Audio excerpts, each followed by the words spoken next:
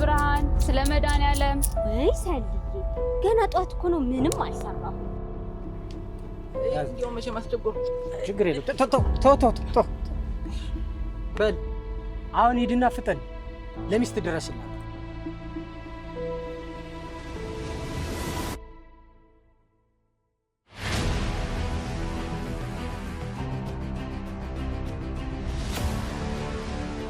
የሚሰራ ቁርስ ምን አለ?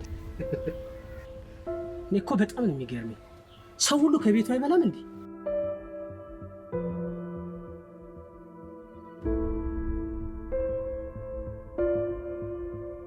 ምን ሆነ ነው እንደዚህ የተለጣጠፍከው? በተለይ አንደኛው ሌባ ስጋ ቤት ሰራተኛ ነው የሚመስል። አንድ ጊዜ እዚህ ወገቤ፣ አንድ ጊዜ ጭኔ፣ አንድ ጊዜ ታፋዬ። እሱማ ብያለሁ። እንዲያው ምናልባሽ ብር ያስፈልገኝ እንደሆን ብዬ እኮ ነው። ነገር ግን ላገኘው ሁሉ ዝም ብለህ ገንዘብን እየሰራ እድገትም አይኖርም። እውነቱን ነው። እዚህ ለመጣ ሁሉ መስጠት አይጠበቅብህም።